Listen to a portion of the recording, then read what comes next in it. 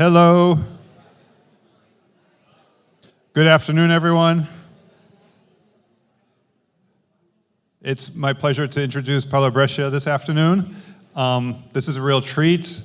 He came last year. We had him present, so we're very happy to have him come back.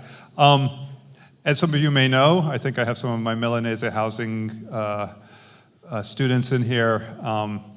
I think there's always not just a small connection between Miami and Milan. I think it's actually quite important and solid. Both are, one could argue, the capitals of design and architecture in their respective countries. And I think the energy of design and architecture is very similar. They are also radically different cities. Milan is landlocked, Miami's on the coast. Actually, Paolo is a sailor, so he enjoys coming to Miami to enjoy our waterways. So I think the work you'll see is remarkable and accomplished work, and I think it's always good to change our settings and think about architecture from other places in the spirit of letting that work inform what we do here in Miami and sort of crack the monolith that is the expectation of the Miami building with external forces. So without further ado, please join me in welcoming Paolo.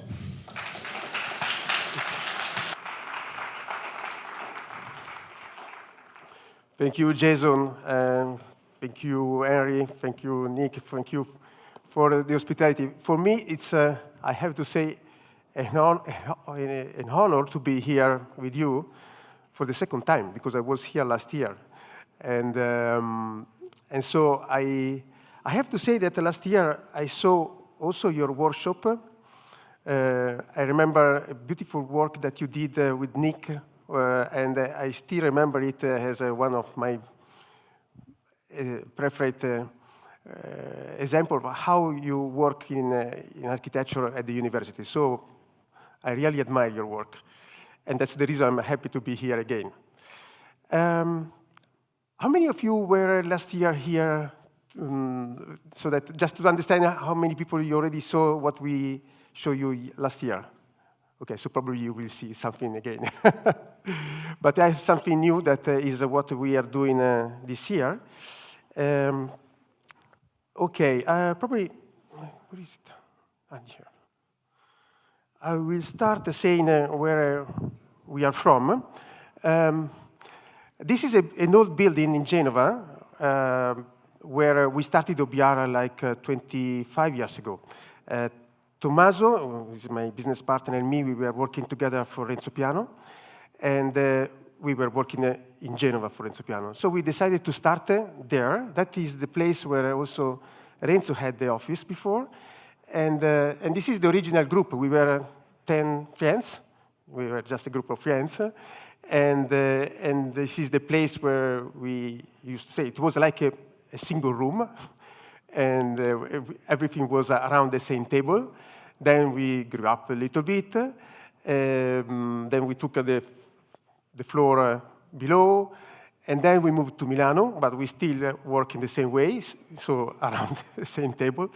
Now we became a group of 40, so we have another room, but we like to stay like that, so that everybody knows about the others, but in the way that everything is done like in a kitchen, so there, and then we put the drawings in the back, and this is the way we like to work. Here's Tommaso. And now, when I was thinking about today, I thought probably the best way to speak about what we do could be through some topics that we investigated with some of the people who inspired us in the years. So these are just 4 topics, which, as you can see, are not just architectural topics, but are a little bit more transversal. And the first one is one meaning. I have to say that a few years ago, like 10 years ago, we met an artist, Ronnie Horner, and we were impressed by the work that she was doing on the topic of identities, of diversity, of how you can discover your identity through the others. There was a beautiful exhibition by Ronnie Horner at the Whitney in New York, like probably 12 or 15 years ago, I don't remember. But we were really impressed by her work.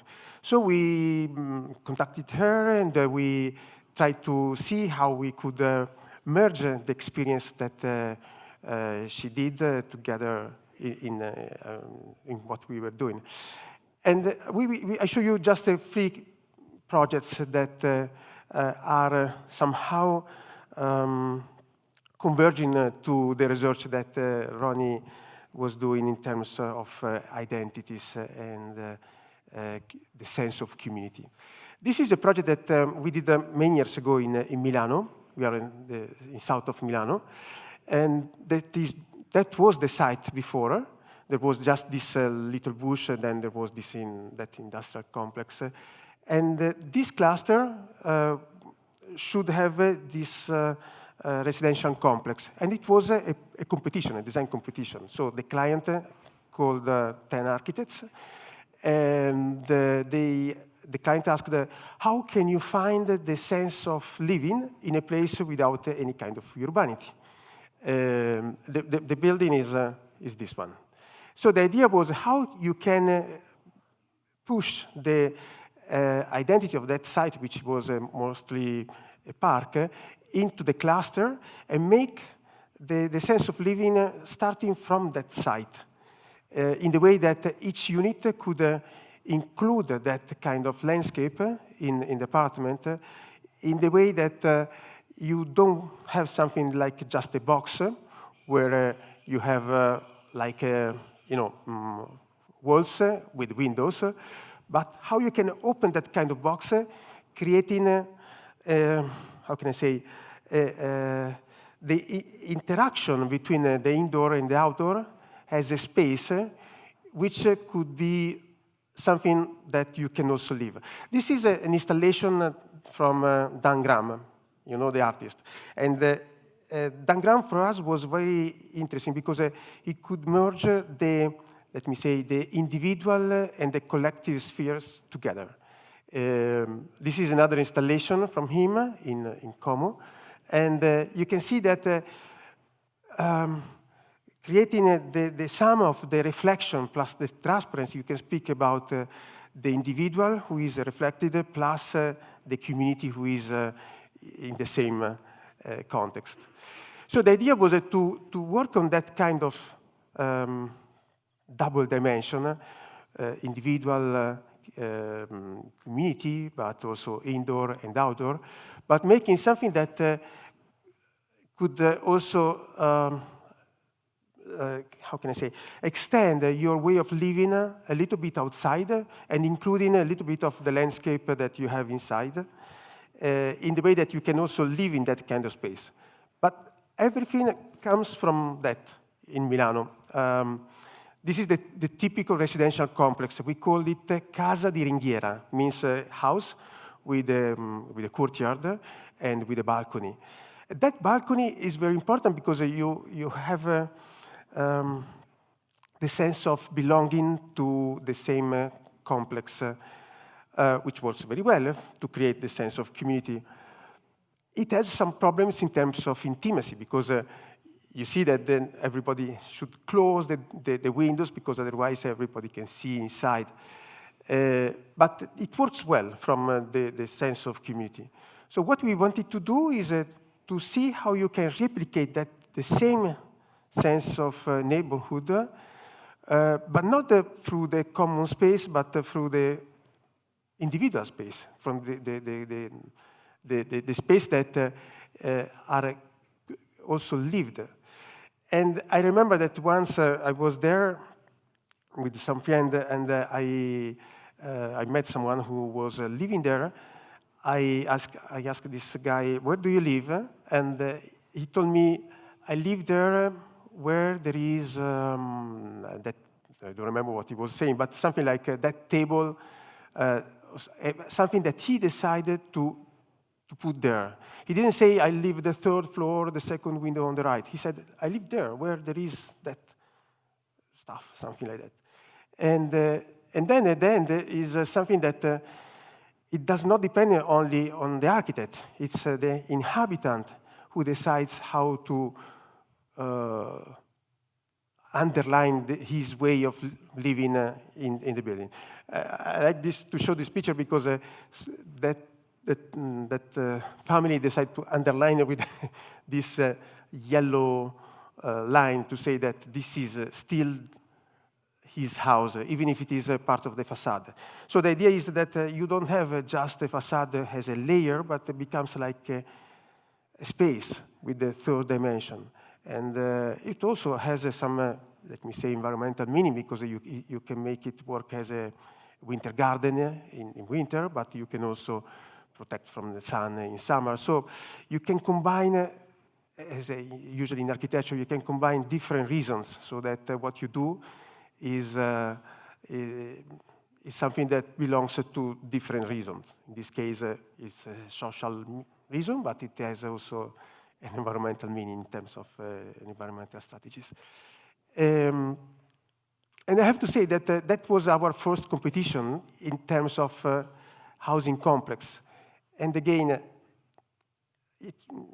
when you will work as an architect, you will find everything new, because personally, I don't believe it's very good to specialize yourself in something too much, because the best is to make a kind of hybrid experience where you can mix different experience. That was our first residential complex. We didn't know how to do a residential at all, but we did the question to ourselves, how would you intend your way of living in a housing complex? And that was the reason we tried to open the house to keep this inside.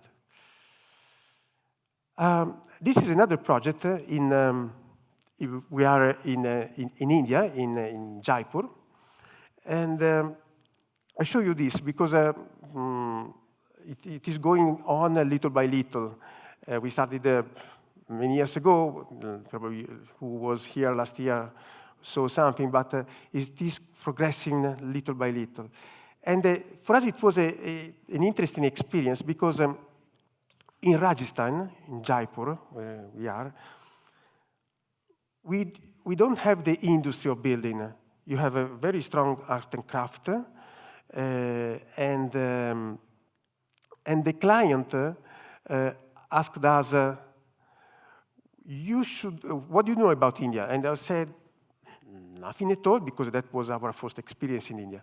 And he said, okay, you have to come and stay a few times in India to understand which is the production. And this is a factory of little lamps.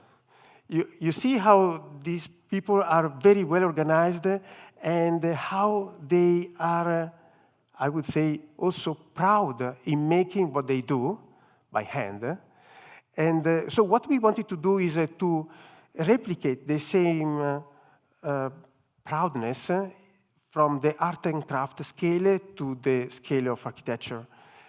And you see, these are all handmade. Similar one to the other, not equal, but similar. Well, we still do this, something like that in Murano, close to Venice, but it's something different. But they are handmade.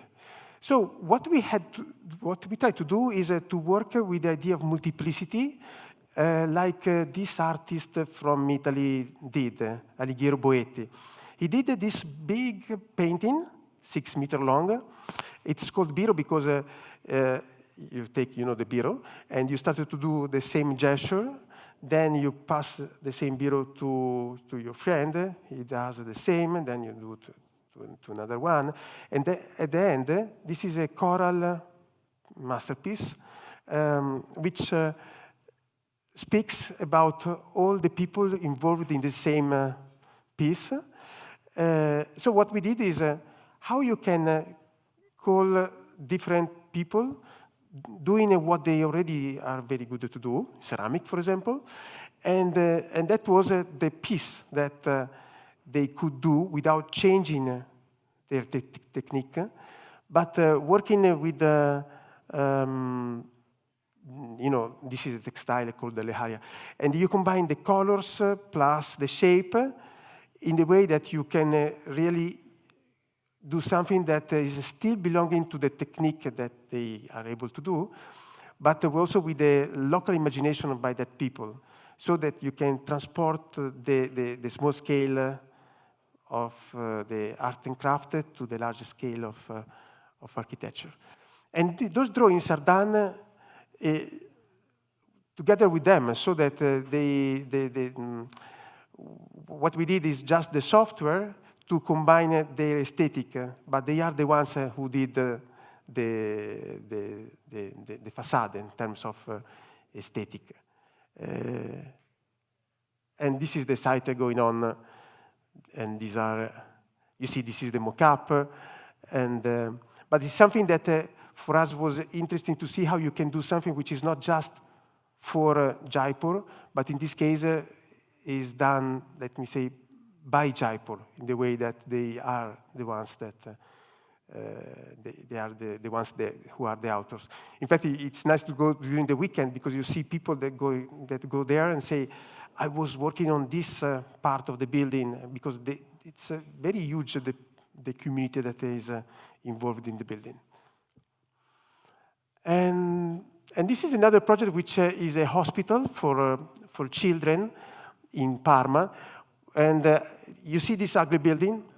Doesn't look like an hospital, but that was the way to save as much as money as we could, because each euro that you spend outside is 1 euro that you don't spend inside.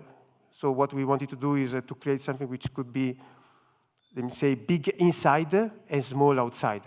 And then you overlap this with something that can recreate the sense of what is inside. So each color is only the blades, but then you overlap with another layer of glass which creates the performance of the building.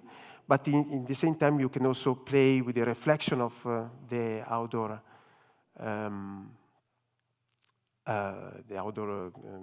site.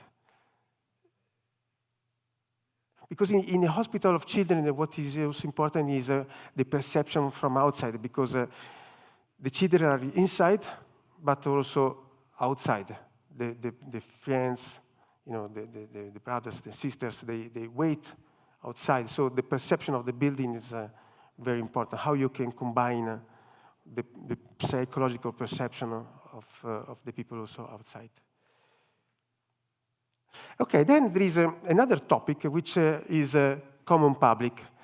And there is a landscape architect, Michel Devigne from Paris, who said something like that. You see, where we can operate more effectively is along the borders between the agricultural world and the urban world. Create an intermediate landscape at the proper scale. He called it the lisière. And this dimension in the between, for us it was important to understand how the border can be also the starting point. In Latin, we have the word limes. Limes means not the end of the city, for example, but the beginning of the city, from the external border. So sometimes you understand that if you started to work on the border, you achieve more in terms of porosity, in terms of how bring one side and the other side together. So I show you the 3 projects about that. One is a project that we are completing in Milano now. It's called Casa BFF. BFF is a bank, so it's private real estate development. But what was interesting was the fact that it is located in one of the main axes of the city. So you could not see this building as something different from also a door to the city. And I have to say that everybody was agreeing on the fact that this kind of building should not indulge in some ostentation solution. So the idea was how you can create the opportunity through a private initiative to give something back to the public domain. And so the choice was how you can achieve something recessing the building from the main road and create a piazza in the front. I have to say that there is also the underground below, and that was a limit. But each time a limit could become an opportunity, and so that the fact that you could not build something on this underground, in this game became the opportunity to create this public space. And so the building is stepping down. It is like to work with the idea that the relationship between figure and background, where the figure in front is the space, and the background becomes the building. But the goal is to create the public space which works for the city. It's a private space, but it is perceived and used as a public space. And you see also the section that was the limit that we had, the underground, but this became the way to create the common space. And if you come to Milano now, this is going to be completed in a few weeks. For the design week, they are to do something interesting, so consider it. And this is you see the flying carpet that you have on top. And I remember the client told us, but what did you do when he saw this pillar 40 meters high? And you see the diameter is 40 centimeters, so it's very thin. And this reminds me that it's better never to tell the truth completely to the client, so that you are able to do. Otherwise, he asks too many questions. But you see that is the way you can create the space. This is inside. And now it is like that. So the building is just something below a mega roof, which is the way it can keep the energy for the building and for the surrounding.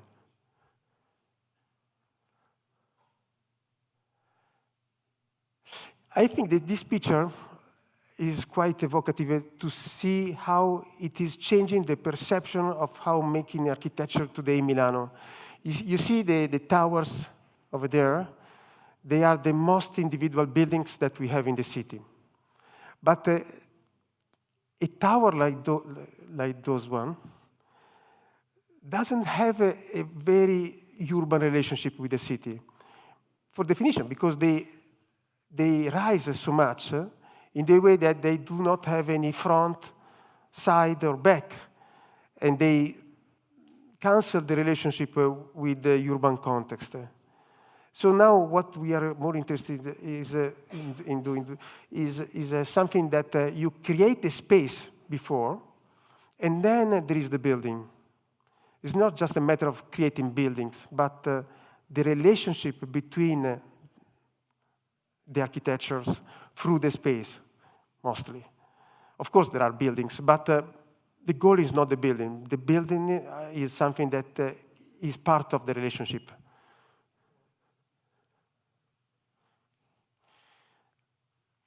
All right, so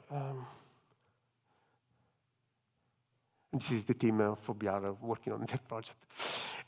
Another project that I would like to show you is the one that we are doing in Genova. Genova, I think, has some similarity with Miami in terms of relationship with the sea. I have to say that Genova, of course, is a natural port, which Genova is 2,000 years old, so it's a Roman city because of the strategic relationship that it has in the Mediterranean. But then it happened that the port grew up and somehow made the relationship between the city and the sea a little bit weaker. And so what we decided to do together with Renzo Piano, because he is the master of this idea, was to recreate the proper relationship so that you create a canal to make the water closer to the city again. And now what we are doing is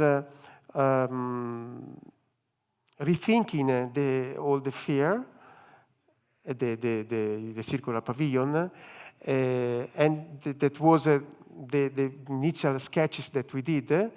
And so it was before something like that. And then you can see how it can change working on that. Because now you have 2 buildings for residential, but still keeping the way how you can really open the view from the city to the sea through what you are doing. And this is the restoration of the Palace Porte, it's called like that. And this is the canal that is going to be completed. But I want to show you how everything started, which comes from a very small installation, a urban installation, which was a temporary installation that became then permanent, which is called the Piazza del Vento. And it was the way to speak about the natural phenomena. You know, what is interesting is not just nature, but the way how nature is interesting in the way it changes from you know, with the window, with the wind, with the sun. You see, this is in Miami just a few days ago, and the idea of the sails that can speak about the wind and the sun through the shape that they can do was the way how we could create this public art. He's an artist, he's a friend of mine, is Ivan Tresoldi, and he did this anamorphosis, which is something that you can recognize the moment you are in a precise point, and then you look in a certain direction, and you can make everything combined. This is our mayor, and then you have these seats that you can use just to create the sense of place from something that was nothing before. So how you can bring people there through a very simple installation. That was the beginning of that. And now what we are doing is in front of that installation, what is called the Casa Vela. It's the public building, the only public building that we have in the waterfront, which is at the beginning of the marina. And it is a very simple building which is protected by the port itself, but it is also the way you can bring people in the infrastructure. So you use the infrastructure to create something that could be used also by the people. It's a sailing center, of course. All right, then we have another project that we are doing with Michel de Vigne, which is in Prato. Prato is a small city in Tuscany, where you see the historical center is this one, and you have this space which was at the beginning like orchard, so something that was just empty since the beginning of the city, and the idea was how to make this a urban park. Michele likes to say something more urban than the city itself.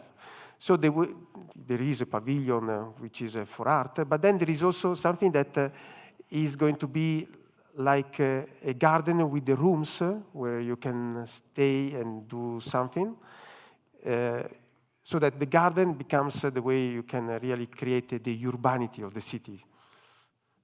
And the idea was how you can replicate the same scale of the city, the same density of the city, through this kind of transposition from the urban scale of Prato to the scale of the garden. And this is the pavilion, which is connected to the museum Pecci, which is one of the museums in Prato. Then you have another topic that was important for us. You know that as architect, you are sometimes asked to do space for culture.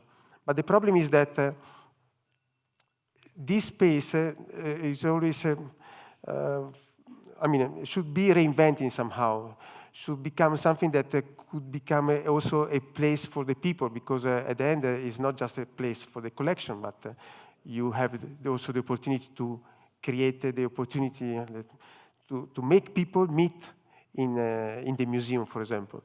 And Giovanna Borasi, she's Italian, as you can see, but now she is the director of the Canadian Centre of Architecture in Montreal.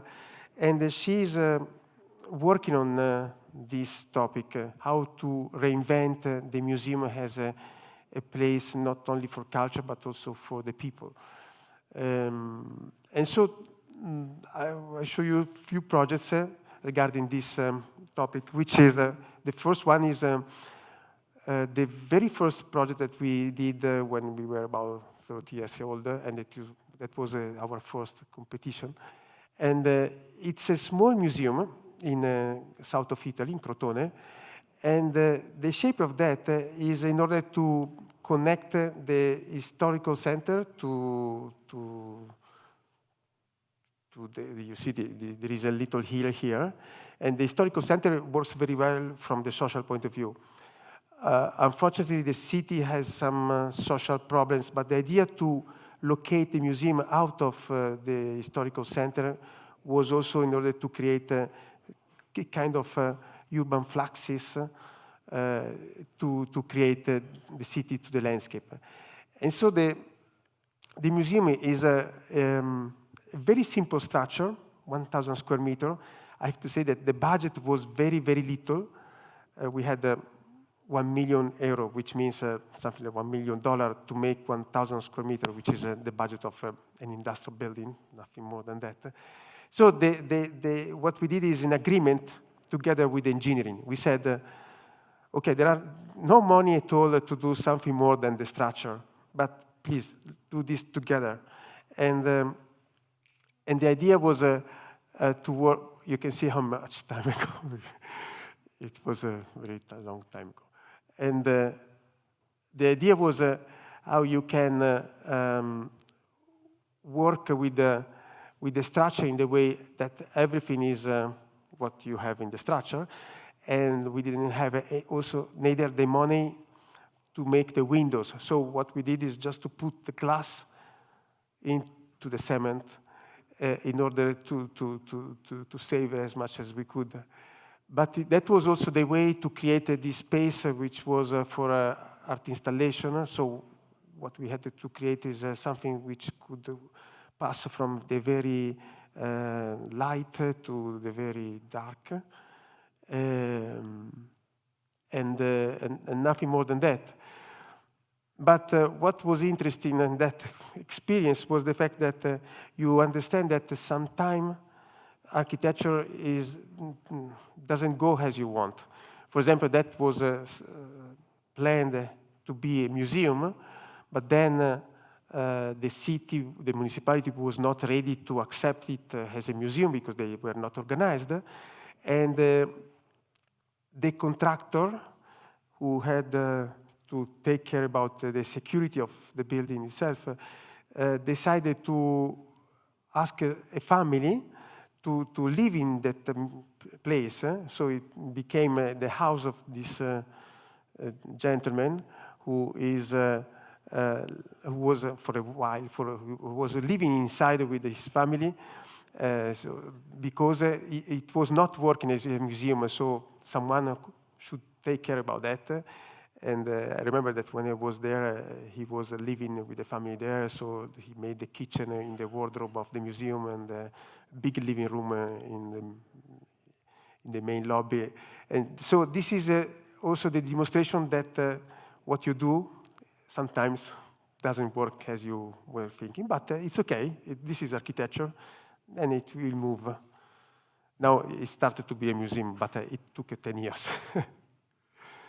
This is another project that we did in Milano at the Triennale. If you come to Milano, please visit the Trinale because it's the house of architecture somehow. And that was the Vernice 100 years ago when it opened, 90 years ago. And there was this beautiful terrace on top. And this is the view that you have. It's in the middle of the park. When I was a student at your age, I remember that we were going to the Triennale to see the exhibition, to discover what the other big architects were doing through the exhibition that were in the Triennale. But I never realized that there was a terrace on top. So when they did the competition to understand how to enhance the top of the Triennale, we found something like that, which was an empty space, but with that kind of view. So we imagined to have how can I say, like a living room for everybody that could enjoy the Triennale and see the city from the top, like a space where you can really stay together. But of course, this again, like in the residential complex, everything can merge a different reason, and so it can work as a greenhouse and with different values. And so what we did is just a box. This man is the one that was very keen in doing the system that was not easy because we had to do this for the Expo in 2015, and we had just a couple of months to do this. And now if you go there, you find a really place which is open to everybody, and it works as a restaurant, as a bar, and it changes a lot from the day to the night, because then you have this canopy which can protect the building. And you can see that Milano is very small, because you are in the center, you see the building around you, and you understand that the building that you know when you go by Vespa, from one side to the other side in the city in 30 minutes, are just there. So it's a very small city. You understand from there when you see the landmark. And you can see also that you see the landscape that you see there is done in the way that the skyline is something that was not belonging to the Italian city before. This is coming from the Americans, because that was the master plan did by KPF. But we had the houses that were going 1, 2, 3, 4 stories up. But if you change the number of floors, didn't change the design. In this case, you see that there is something that was bought before. And there you see the tower of Gio Ponti. It's called the Torre Branca, the same age of the Triennale, so 90 years ago. And this is the building. So here you can see that the responsibility by the architect when you work on something that is already existing is quite high, because you want to do something that does not alter too much what is the original building in this case, but you don't want to do something which is a mimesis. You want to do something that, in our case, we said that is there since forever. It is something that belongs to your time in terms of technology, contemporary way of living, but it is perceived as it has been there even before, so that it can stay. So what's better to avoid in architecture is not to follow just fashion, because that is something different. Here, especially in Europe, when you want to do something on the built environment, it takes you in the position that you need to think how it could be if it was before you and if it stays longer than you. we say, is there since forever. This oxymoron is already there since forever. I think evokes how you want to do things, building on the build, which is also great because it's the way you can celebrate the life before you.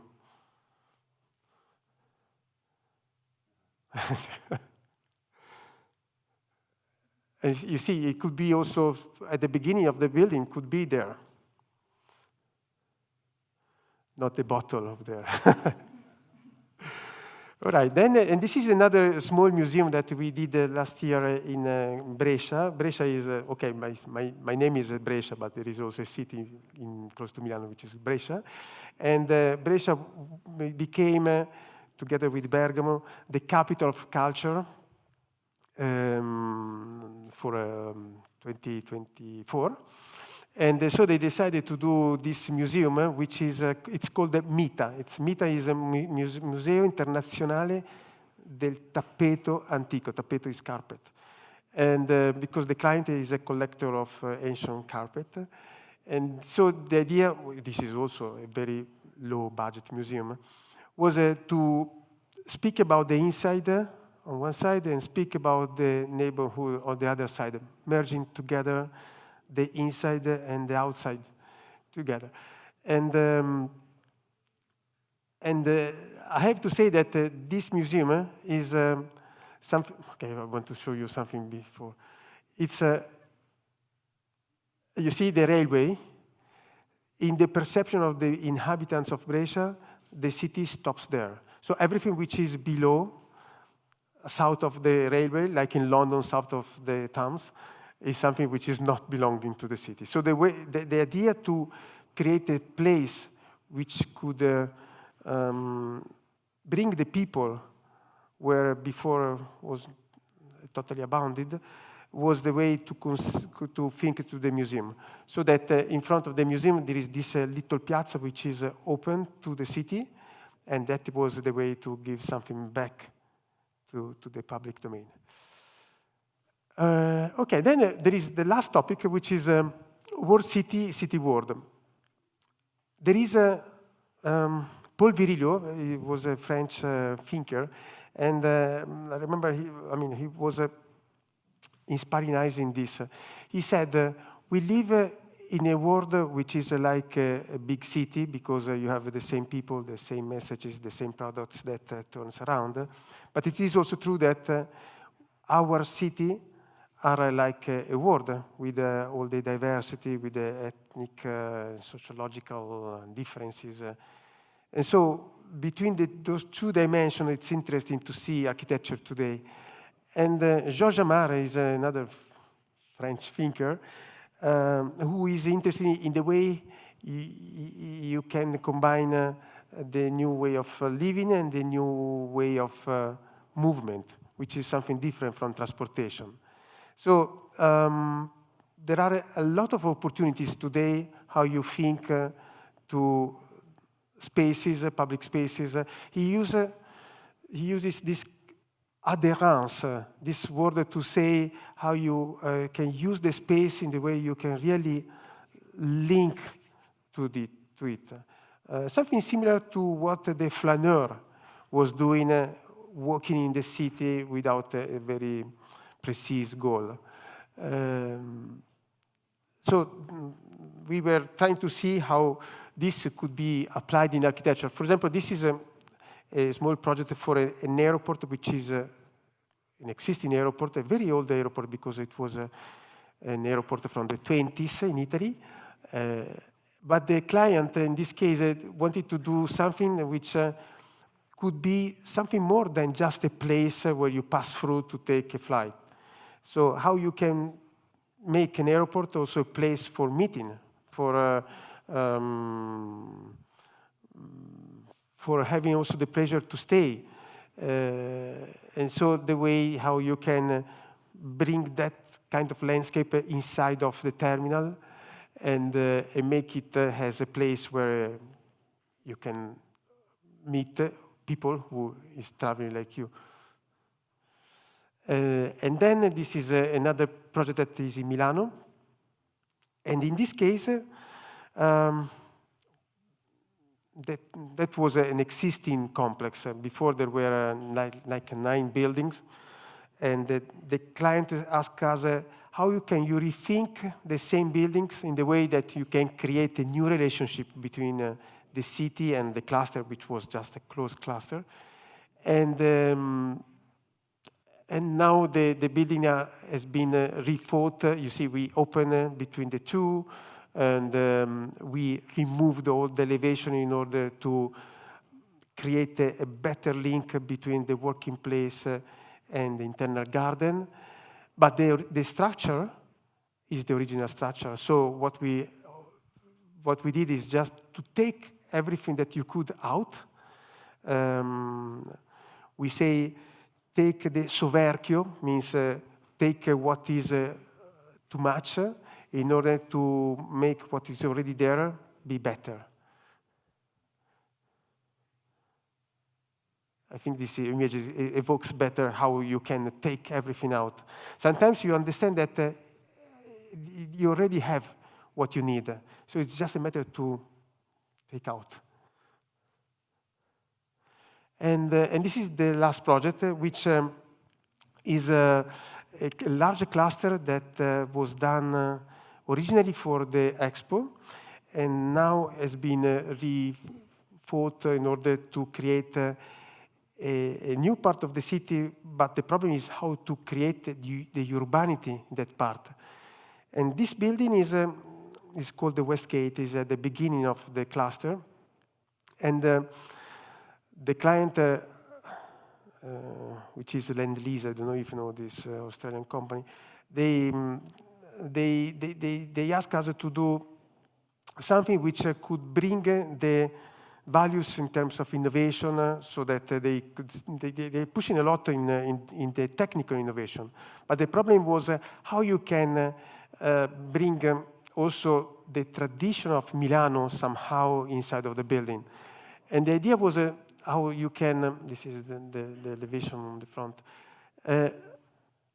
how you can create a building which can have, for example, the courtyard of the Milano traditional building, and in the same time how you can open the ground floor like a common ground floor, and then bring the people inside of the building and make the rooftop part of the experience, so that at the end you see that architecture has the opportunity to really keep the people together, but in the way that you can also link the present to the past in terms of typology, but also to the future in terms of innovation. So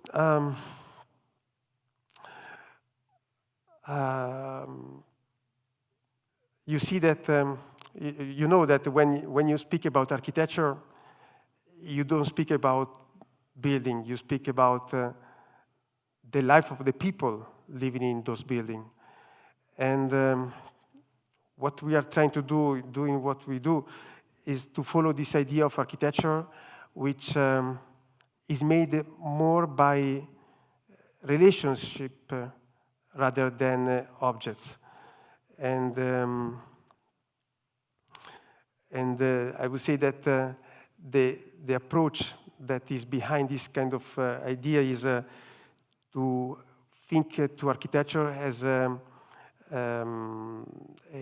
choral process, as a cooperative process, as a collective process, which you undertake putting yourself on the edge, sometimes taking some risk, also making some mistakes sometimes, but each time investigating the future and exploring the unknown, if you have to go somewhere. Thank you so much.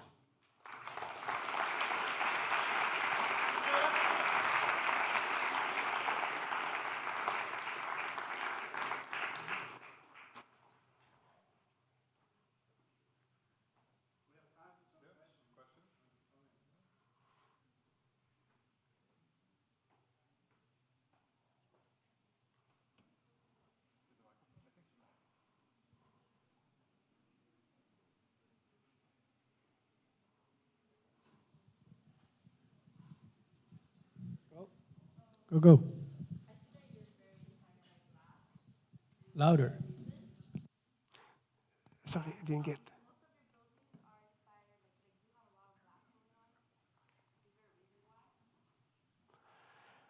Okay, the next question. Well, I think that glass could be interesting the way you use it differently, depending on what it can be. Glass is very interesting because it makes a building work like an organism, which means that it can change a lot during winter and in summer. For example, in winter, glass is perfect to catch the sun, if you have two glasses, of course. But then, if you open one layer, it's perfect to protect from the sun in summer.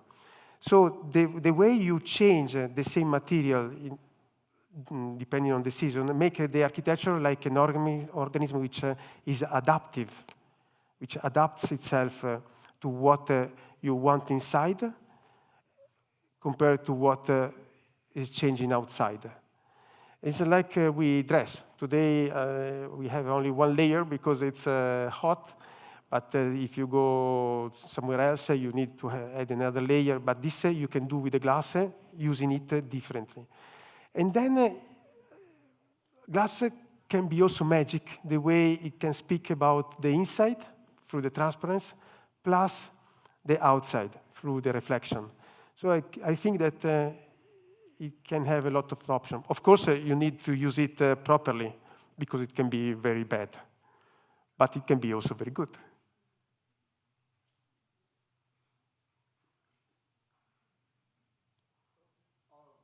Thank you for the presentation, and I liked what you said about how you speak about architecture and being the relationship between people and the spaces that you're creating. Are there kind of specific procedures you go about to kind of get an idea of the people of that area and what they might need? You know that when you're asked to do to start a project, the first thing that we say is, first of all, you need to design the community. Then, once you understand the community, you start to design the rest. But everything should start from the community that you expect to live there. And this is also a paradox, because sometimes you are asked by a private developer, for example, who is your client, to do something, but you design thinking to someone else who is not your client, but the final tenant. So I think that the best way is to put your body in the ground and listen to what is around. Sometimes this is not enough because it's a place without any community, but then you start to think to the people who is going to live there, and then everything starts, but always from the people. Because at the end of the day, what you do is place for people.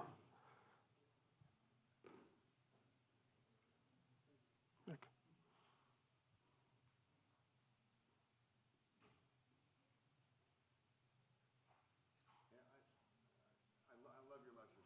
Thank you also. In the first project, the kind of communal gardens between the apartments, that zone, I kept thinking like I saw this partie a few times in a few projects, the kind of three-dimensional matrix of columns, and I was trying to think about it and thinking, I guess that is that kind of buffer zone between the building and the public that kind of claims a public space that's not in the building but approaching the building. And I was thinking that that's such an elegant threshold for a public space. I don't remember. Do you do private houses? Do you ever do like a private house, or would you approach it the same way? Well, it happens that we do also private house, but each time what you try to do is, in our case, is how to blur the line between in and out. Because, for example, when I was at your age at the university, we have been taught to do something very different. They usually, in our university, old school, they taught us, there is an energy which is very important to protect. So the house should keep the energy inside, which means a small window. Everything is in a defense way somehow. But we started to think differently the moment we understand that outside there is already greatness in terms of sun, a lot of wind, a lot of snow, a lot of rain. So it's just a matter of how much you want to keep of something that is already. So instead of protect, you want to maximize the relationship between in and out. And then it's a matter of how much you need of that potential relationship. Again, it is like we stay, because if I'm hot, I take out, or then it should be something that is not by only the architect, but should be by the inhabitants who decide is her way of living, and also how to external this way of living. Should be the author of the way of living, not the object of a living model, let me say.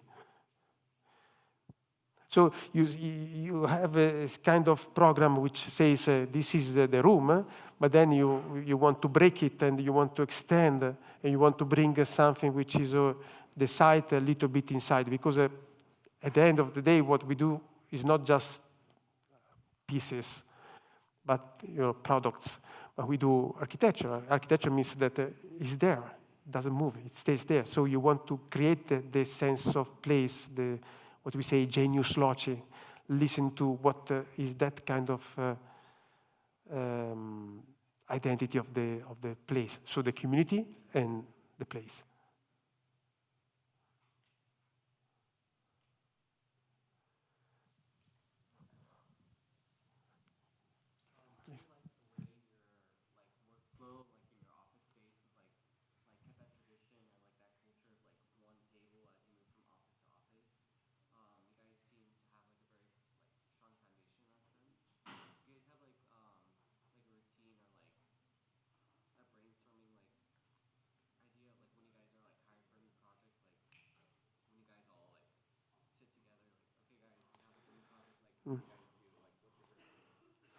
This is exactly like we want to work, in the way that there is a project, we sit around the same table, and we start to say, okay, what is your opinion? What is your idea? And we ask also someone who is better than us if it is a specific building with a specific program. But each time you understand that the best way is to listen to the other, and then it will come up. We did sometimes we did an exercise which sometimes it works. You listen to the others, and you start to sketch. Then someone else says something. You sketch, and you sketch. Then you overlap all the sketches, and it appears something, which brings something that is much more than what you could expect by yourself. And this is the way architecture is changing, which is not an individual goal or input, but it becomes like a more common task, so that it speaks about the best talents that are involved.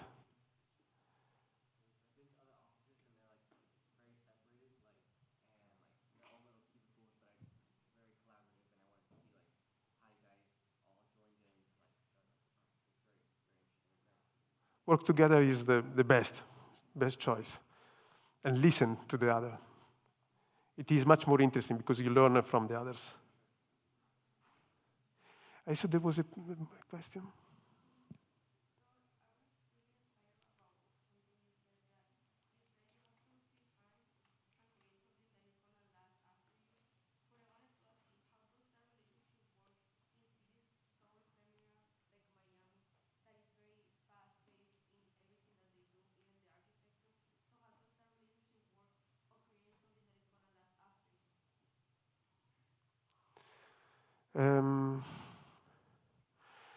Well, I think that this is a very important question, difficult to answer. But I think that architecture is the reflection of our time. But we have also the power to say something through architecture. There was I remember a dialogue between a French philosopher, Michel Foucault, and an anthropologist, Paul Rebineau. And the anthropologist asked to the philosopher, which is the power of architecture today? And he said, it depends. It depends on the way there is the coincidence between the real will by the architect to freedom and the real practice of freedom by the people. If there is the coincidence between what the architect wants to do and the possibility by the people to follow this idea, then something can happen. And then it's true that architecture is something that is not like art, but is similar, in the sense that it's not like a book that you can put wherever, or it's not like a painting that you can put in a room. Architecture stays there. So it's public, for definition, even if it is from a private initiative. So it's something which stays in the middle. It is not forever, but it stays. So the responsibility that you have as an architect is very high, because it's something that is not just something that you can put wherever. It stays. It's difficult to work with a client who asks you something, because at the end, it's not right per definition. You have the responsibility to say, listen, but not obey, which means that you have to think with your own belief. I don't know if I answered to the question. Okay, I think this was great. I would like to ask you just not a question, but a recommendation for the students. They are, I mean, it's a mix of students here, of second year, first year, and graduating class. Some had been in study abroad programs in Japan or in Genoa, which is how we met you at the beginning.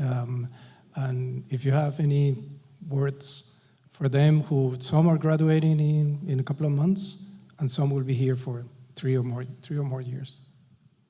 Well, I really hope that you can come to Italy, because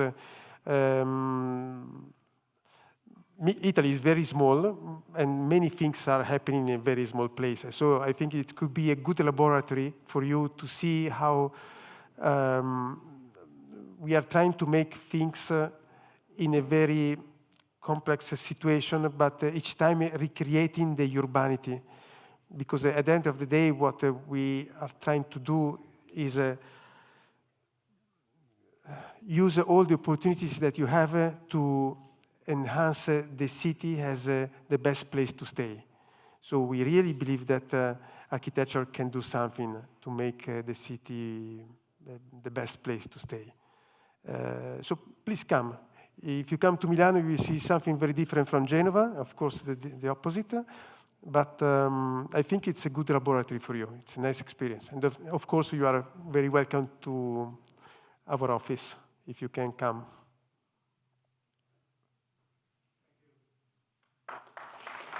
Grazie.